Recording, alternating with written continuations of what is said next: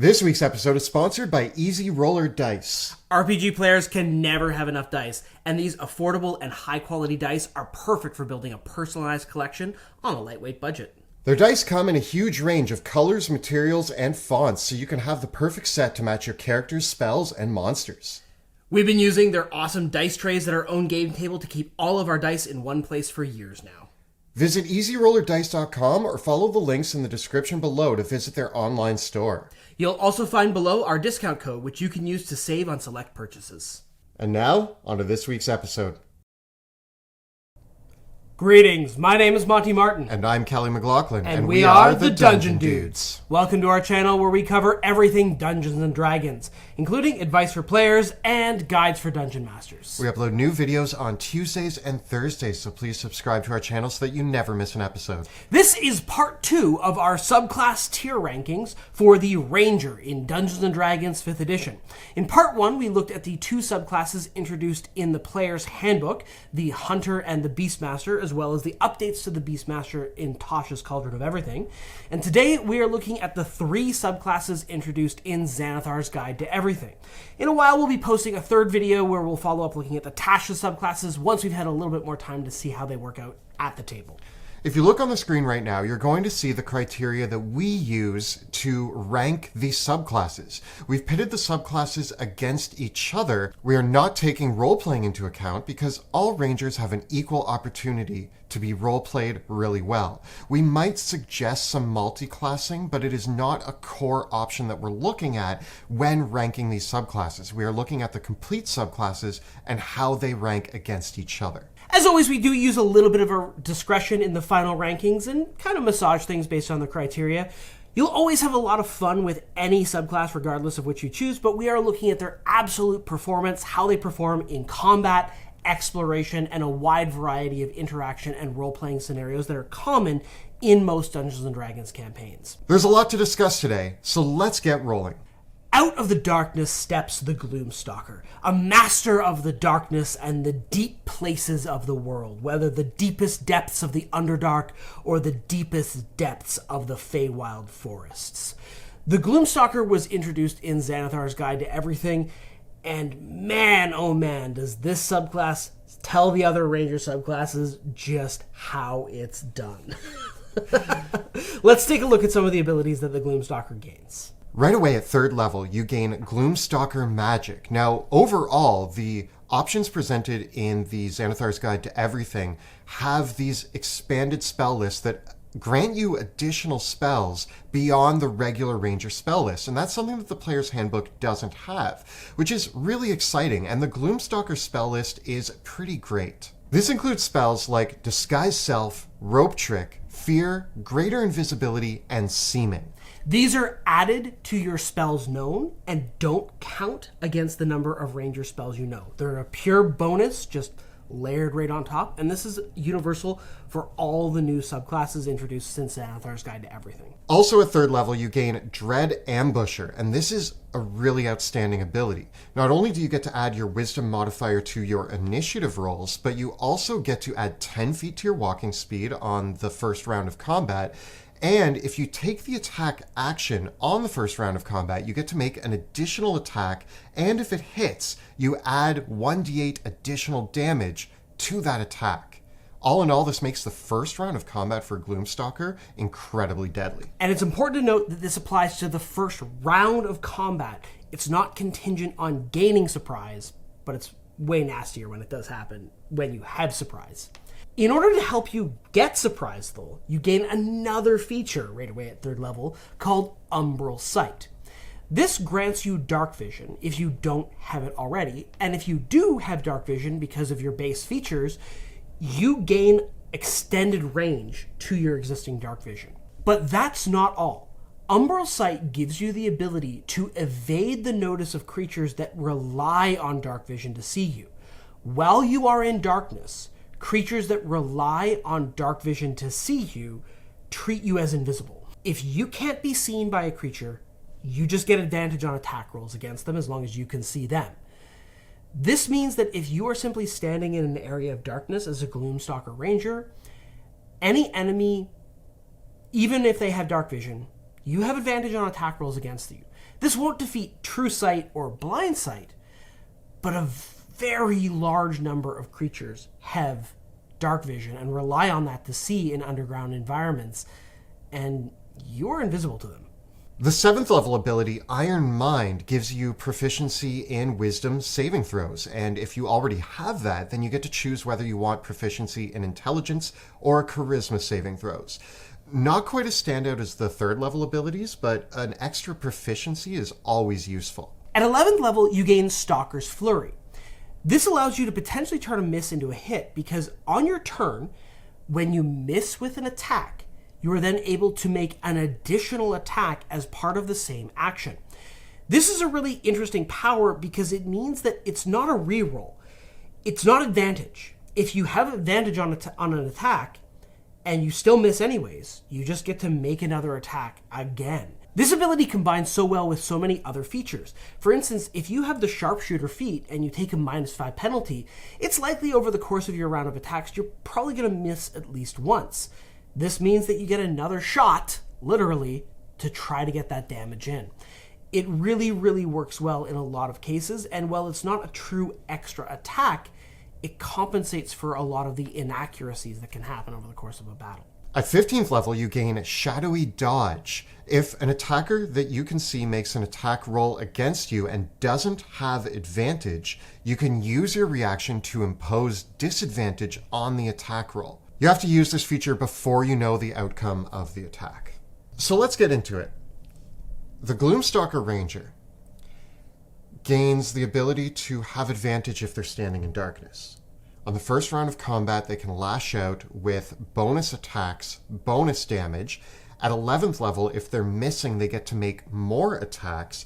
They are virtually invisible in the dark, and I would argue a better assassin than the assassin rogue. They are so good in the darkness. They are so good at killing targets. I see no ability here that is wasted. The weakest ability that the Gloom Stalker gains, in my opinion, is the proficiency in wisdom saving throws. And that is still a great extra ability to have. There's great defensive features. A really strong spell list is here. Like we've got Rope Trick in here, which is a fantastically useful utility. We have greater invisibility. We have seeming. We have disguise self. So the Gloom Stalker is equipped with a lot of ways to infiltrate, both using illusion and the fact that they're naturally invisible to creatures with dark vision in the darkness. So this is a really subtle but powerful augmentation to the Ranger's ability to explore and infiltrate that I think tends to get lost in the midst of its outright combat power. But the combat power, I think, is unmatched. There is nothing that I read here that doesn't excite me, that doesn't make me inspired to play this character.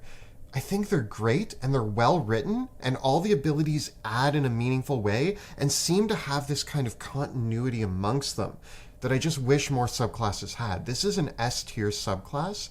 It's the best Ranger subclass, and I think it's one of the better subclasses in the game in terms of the way it's designed. And I think we should see more things as well designed as this. I completely agree. The Gloom Stalker is in a position where, with the right tactical positioning and the support of your party members, if you're playing in a party where everybody has dark vision, you can reliably be in circumstances where you're attacking with advantage all the time, which is warping in its impact on encounter building and encounter design. That alone, regardless of what kind of weapon, whether you're melee, ranged, whether you're doing the feats that we know and love like Sharpshooter or not, the ability to blanket advantage on top of everything. And if you do go far enough with this class, you get greater invisibility. So you'll have a trump card if you're in perfect daylight. And the amount of extra damage that you can get with one extra attack on the first round of combat is really significant. And while many of the other Ranger subclasses do gain extra damage abilities, it takes 3 or 4 rounds of combat for an extra D6 or D8 to equal the amount that an entire extra attack represents. Because Remember, that extra attack is adding the base damage of the weapon attack, the extra D8 that it innately gets, and then if you do have things like Hunter's Mark or Sharpshooter on top of that, that extra attack can represent 20, maybe more damage, 20, 30 damage very, very easily, and at very low levels of play. The damage is high and reliable and very hard for the other subclasses to match. Cap that off with all the exploration powers, and as Kelly said, this is an S tier subclass. Umbral Sight, Dread Ambusher, the expanded spell list, all happen right away at level 3. So you can do just as Jill did in our DRAKKENHEIM campaign and take 5 levels of Ranger and then slough off to Rogue or Fighter or something else and feel like a Gloom Stalker and build on, like, the multi-class is amazing here as well. Past the darkness is the dawn of a new horizon. And also introduced into Xanathar's Guide to Everything is the Horizon Walker, an interesting subclass on the Ranger that, rather than looking at new vistas on the material plane, considers the broader horizons beyond the planes themselves and steps even between worlds. Much like the other Xanathar's Guide to Everything Ranger subclasses, this has Horizon Walker Magic, which is going to expand the Ranger's spell list right away at 3rd level and add some really, really cool spells to the Ranger's arsenal. Protection from Evil and Good, Misty Step, Haste, Banishment, and Teleportation Circle. What an awesome combo of spells to add to the Ranger. Haste and Misty Step are money.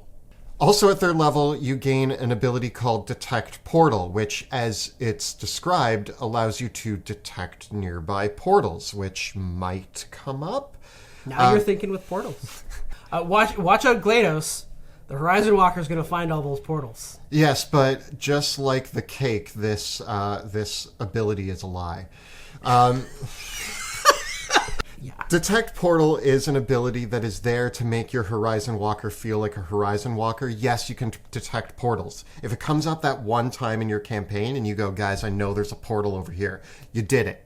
You use the ability, you save the day. The other 3rd level ability that you gain is Planar Warrior. As a bonus action on your turn, you can select an enemy within 30 feet of you, and if you hit it with an attack, for that attack, it's going to be force damage, and it's going to do an additional 1d8 damage. This changes to 2d8 at 11th level. Note that there's no limit to the number of times you can use this ability. You just have to spend a bonus action every turn to turn it on, and it only applies against the next attack that hits the target that you designate that has to be within 30 feet of you.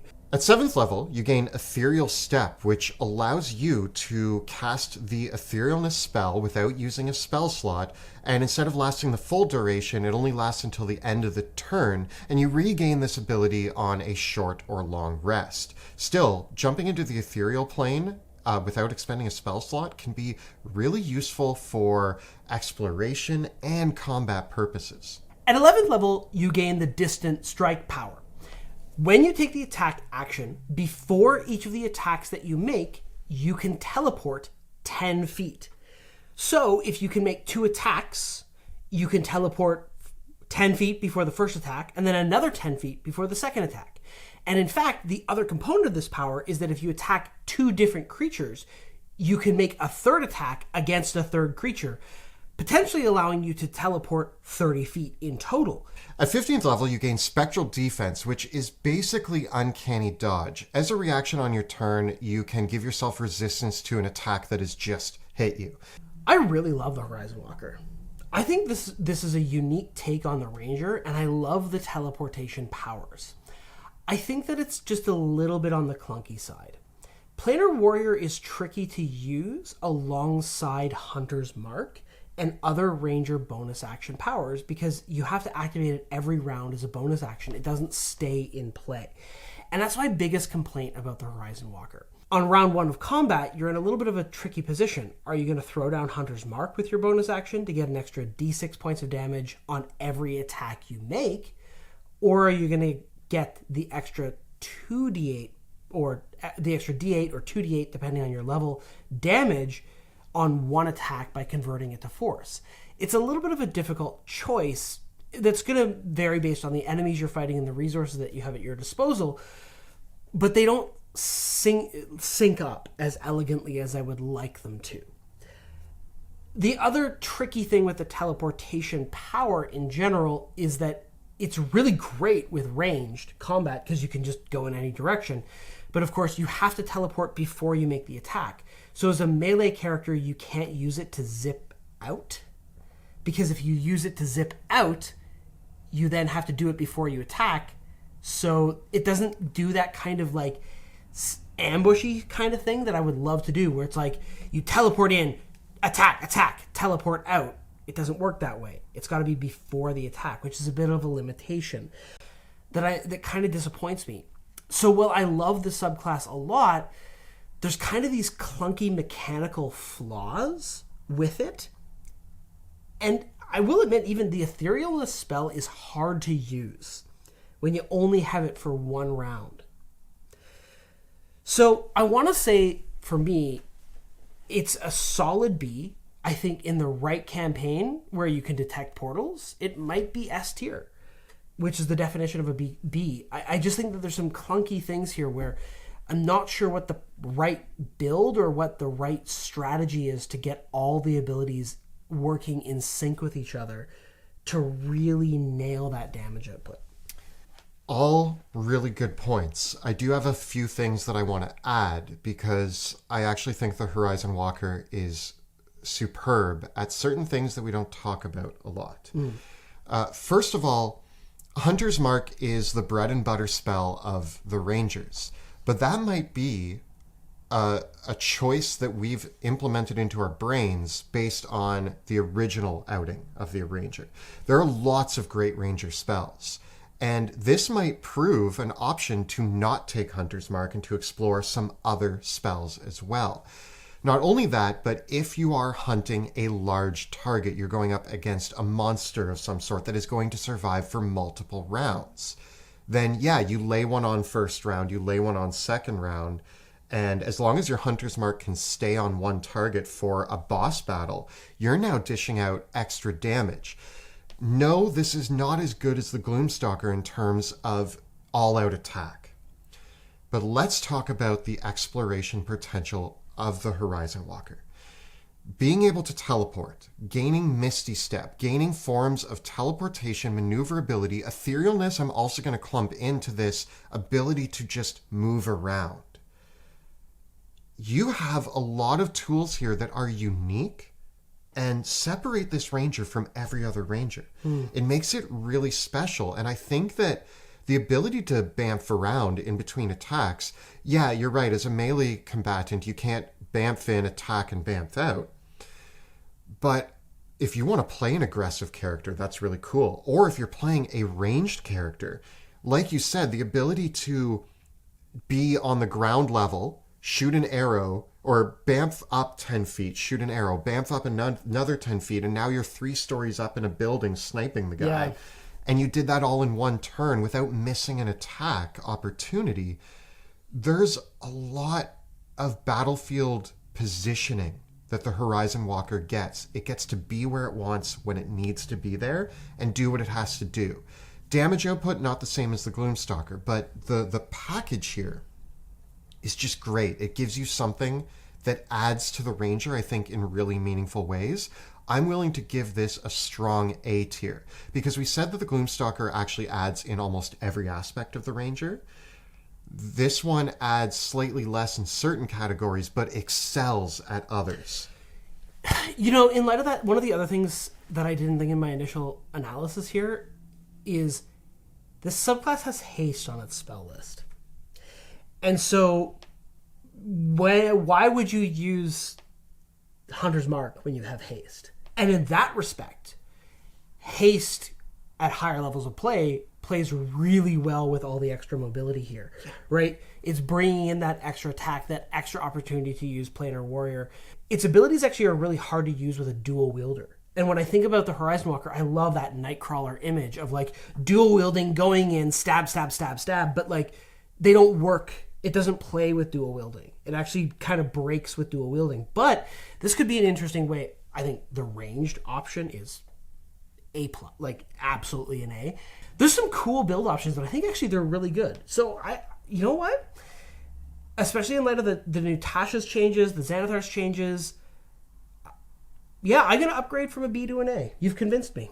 Something that's really interesting is if you're replacing Hunter's Mark at later levels with Haste as your concentration spell now, you get to, when you're using the ability to teleport 10 feet before you make an attack, you also can move between attacks. Yeah, and your speed is going to be super high because of the extra haste. So we are imagining the situation where you bamf from one enemy to another, or bamf 10 feet and attack, but you can bamf before you attack. So let's say that you're a ranged target and you are in close combat.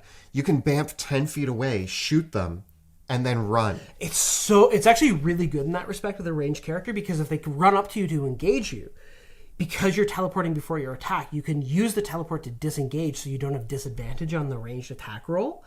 And then, yeah, you can use your other speed and the other teleportation to close the distance. Like, as a ranged character with the Horizon Walker, you can really kite somebody around, especially with haste. They're never going to catch you unless they're a monk. So the final of the 3 subclasses introduced for Rangers and Xanathar's Guide to Everything is the Monster Slayer. In many ways, a great homage to the very classic image of the Ranger as kind of like this Van Helsing or Geralt of Rivia, Witcher type of character. In many ways, I think it's resonating on this kind of knowledgeable slayer of monsters, vampires, the things that go bump in the night. And so, like all the other Ranger subclasses introduced in XGTE, it also gains new spells in the Monster Slayer magic. Its spell list might not excite you as the other ones, though, because it's got Protection from Evil and Good, Zone of Truth, Magic Circle, Banishment, and Hold Monster. An interesting array of kind of investigative, defensive type spells. Your spell saving throw DC is not going to be that good because Wisdom is a kind of a secondary, if not tertiary stat for many Rangers. So starting at 3rd level, you gain Hunter's Sense. This allows you to look at a monster within 60 feet of you and use an action to determine whether it has any resistances, vulnerabilities, invulnerabilities. You get to learn a lot about the monster. You can use this a number of times equal to your Wisdom modifier, and it's a great way to gain information about the creatures that you're hunting. The better 3rd level ability is Slayer's Prey. As a bonus action, you get to choose a monster within 60 feet of you. You now do an additional 1d6 damage to it the first time you hit it on all of your turns. This ability doesn't require any concentration and has no limits to the number of times you can use it. You can just only have one target under the effects of this at a time. It otherwise stays in place until you finish a short or long rest. So it's kind of a concentration-free, once per turn Hunter's Mark. Once it's in effect, requiring no additional action from you beyond the initial bonus action setup. It stacks with Hunter's Mark. So over the course of 2 turns, you can stack this up and get an extra 2d6 points of damage on the first attack that you hit on that creature, and then once you kill it, you then have to spend 2 turns to set the same thing up again on someone else, or you can just conserve your spell slots and not worry about Hunter's Mark or use a different spell instead entirely. At 7th level, you gain Supernatural Defense. This ability means that if your Slayer's Prey tries to do something that requires a saving throw, or you need to escape a grapple from it, you get to add an additional d6 to your roll to either escape the grapple or to your saving throw. At 11th level, you gain Magic User's Nemesis. When a creature within 60 feet of you casts a spell or teleports, you can use your reaction to force it to make a Wisdom saving throw.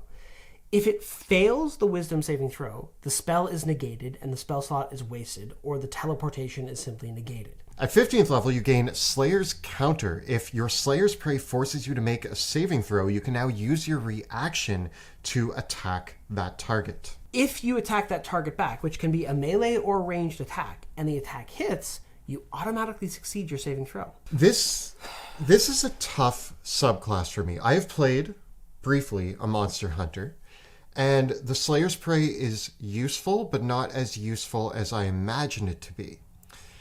I still think that there's a lot of great uses here, and I think that the Monster Hunter actually benefits from large targets that take multiple rounds to kill. Kind of like the Horizon Walker, because you have this ability that requires a bonus action to add on additional damage. But you also have Hunter's Mark that requires a bonus action to add on additional damage. It means that you're taking 2 rounds to get a good amount of additional damage stacked up. Mind you, if you are a monster hunter hunting giant monsters, you're probably going to get a few rounds in of being able to dish out this damage. The Monster Hunter excels at finding the large, scary target and saying, I'm a professional at killing this. That's about all that it has going for it, though. I've been back and forth on the Monster Hunter on whether or not this deserves a B or a C.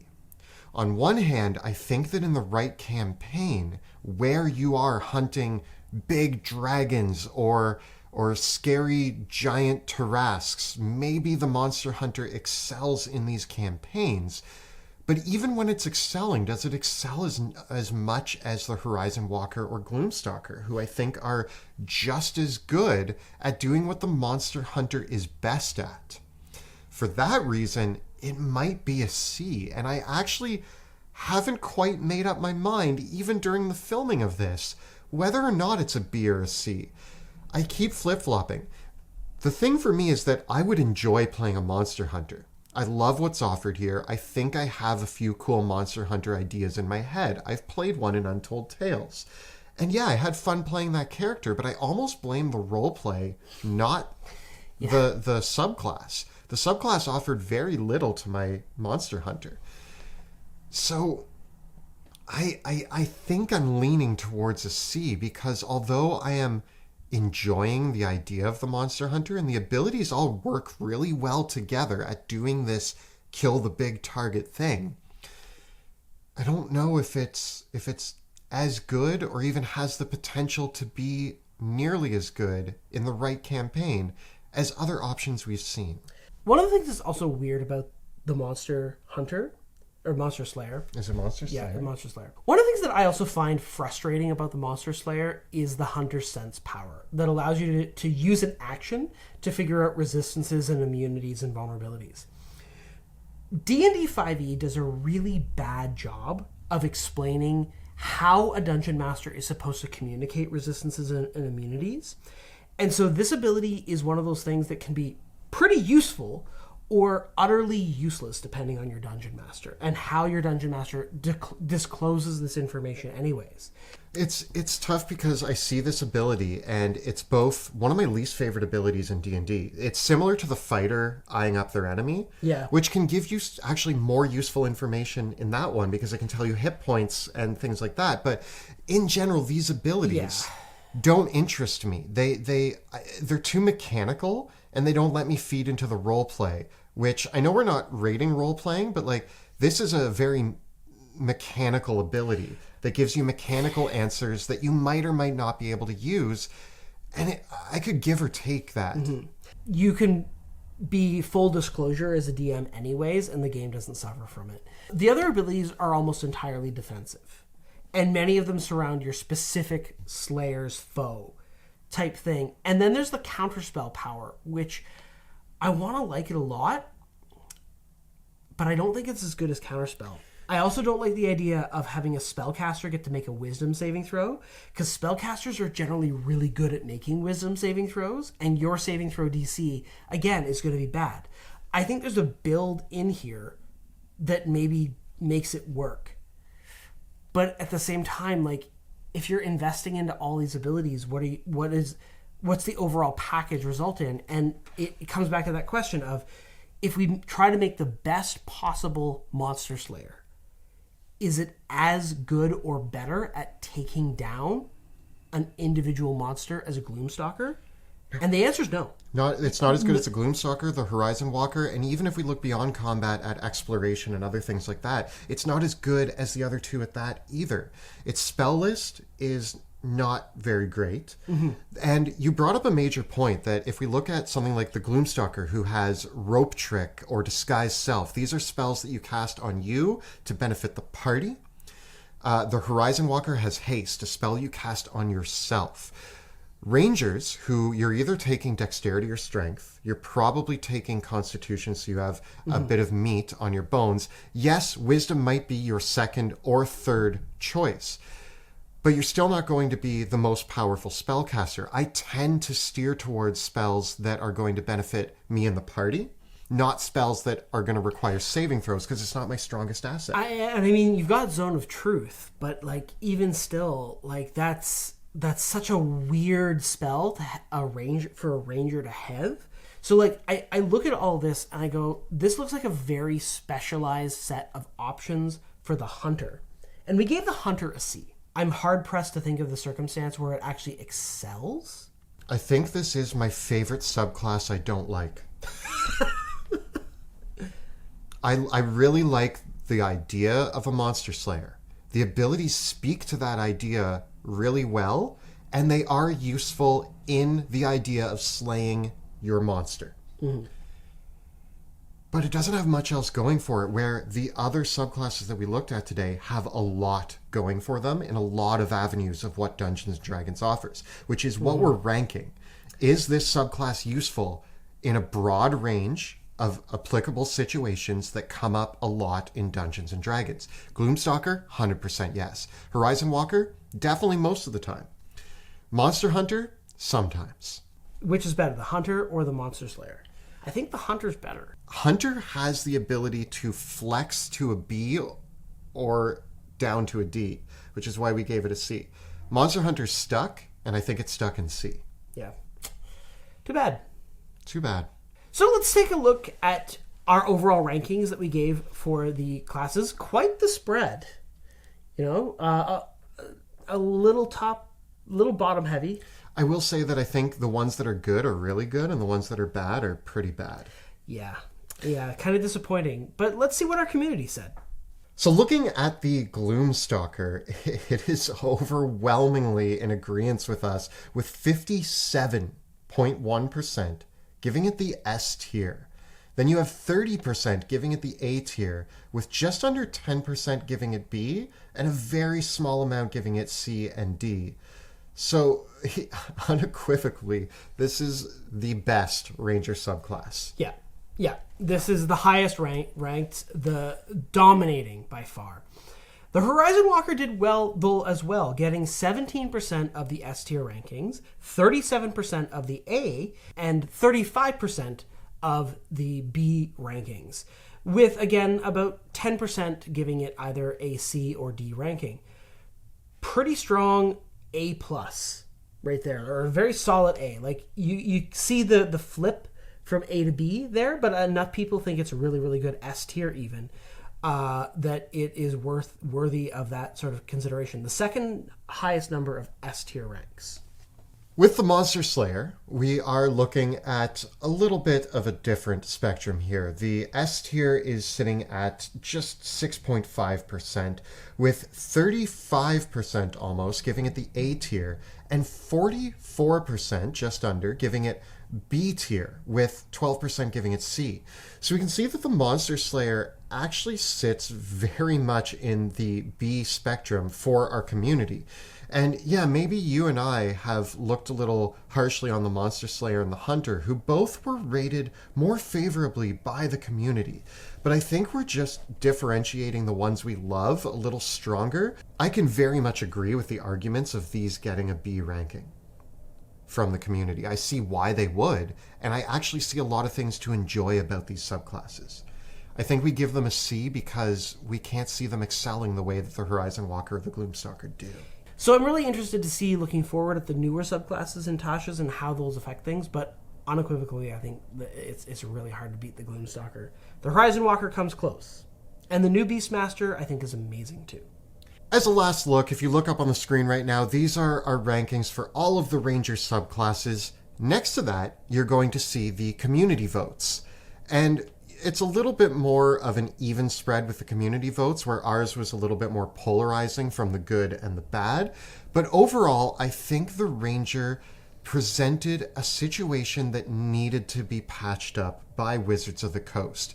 When it first came out, it came out weaker than several of the other subclasses, and it was noticeable to the community. I do think that with the additions of things like the Gloom Stalker and the Horizon Walker, we have seen a better Ranger. And we're going to be looking at the Tasha's subclasses in another video, and at first glance, I think that we continue the look at a better Ranger in Dungeons & Dragons 5th edition, and we now are looking at a lot of choices that make a decent and fun character at the table. And I would argue, even if you choose something like the Hunter or the Monster Slayer, they still present a really fun and versatile choice at the table. They're just not as strong by a long shot as the best choices for the Ranger.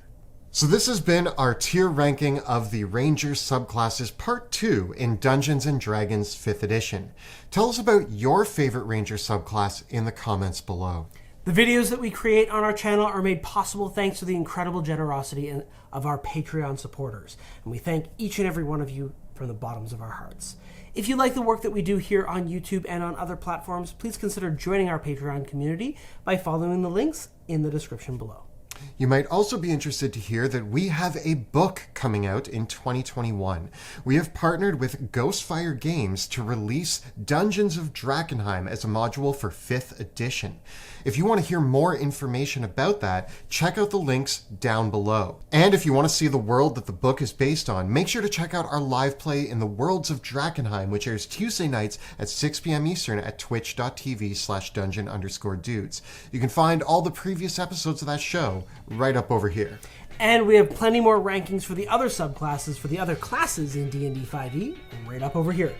Please subscribe to our channel so that you never miss an episode.